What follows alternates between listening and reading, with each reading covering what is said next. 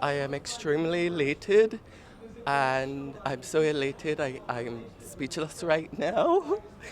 But because today is really, really important.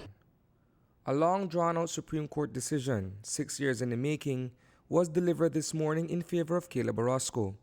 The constitutional challenge to Section 53 of Belize's Criminal Code was filed in July 2010.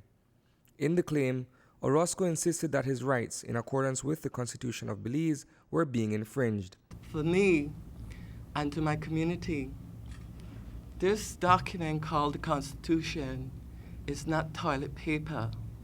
It is real, full of ideals, and it is our responsibility to demand its enforcement, to demand the ideals that exist in this document. Today, the court acknowledged what I had suspected for decades. But what you realize in any social movement is that the people who feel the pain or who feel marginalized or who carry fear must step up and defend those ideals. Otherwise, nobody else will do it for you. The executive director of the United Belize Advocacy Movement, UNIBAM, successfully argued that the criminalization of sexual intimacy between consenting adults, even in seclusion, violates his constitutional rights to human dignity, privacy, and equality before the law. The church strongly opposes that position. And so exactly what Caleb demanded is what they got, which means that now consensual sex between men is now legal in Belize. So my reaction is that many people are not paying attention to the fact that Section 53 is only one of many laws that will be changed because of the gender policy. The gender policy asks for many other sections to be changed. 53 is only one.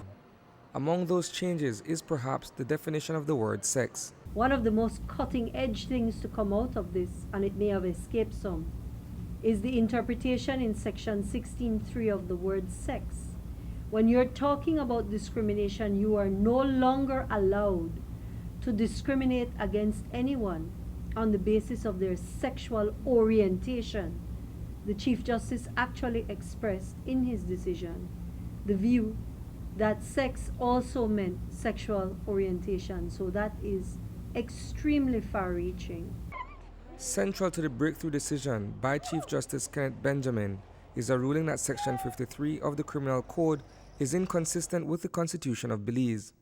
That was preceded by the fact that Orozco indeed had legal grounds to bring his claim and did not need to indicate that he was being put on trial under that section of the law to file an application. In this decision, the inherent dignity of each and every human being, regardless of sexual orientation, was recognized. Today's decision shines a powerful light to guide us along the path and we must take towards a more just, tolerant, and inclusive Caribbean. That sentiment was echoed by proponents of what has been informally dubbed the UNIBAM Challenge. All I am is happy that finally Belize is taking steps towards equality. This is not a sex issue. This is an issue for all Belizeans. Every Belizean that is denied their right, as our Constitution states, is every Belizean who is denied a right, any Belizean. So this was 3.5 years, and finally the decision has been made, and I'm satisfied and I'm grateful. Care to share your response or your reaction? For me, this is like one step to becoming more evolved as a small country. So today I'm really, really overwhelmed with excitement. So it's a door that's being opened to acceptance. That figurative entrance, according to members of the church, is merely the gateway to a greater LGBT agenda. They think they win, but family values never change. It is not between two men or two women. It's between a man and a woman. The blessing of God will pour out on a nation when we obey. Obedience is better than sacrifice. Today it's a shame on our nation. And it's not finished here. It is not finished here. And I'm just telling you, we are going to win this battle because we're going to stand up, we're going to fight for the family of this nation. Reporting for News 5, I am Isani Kaitano.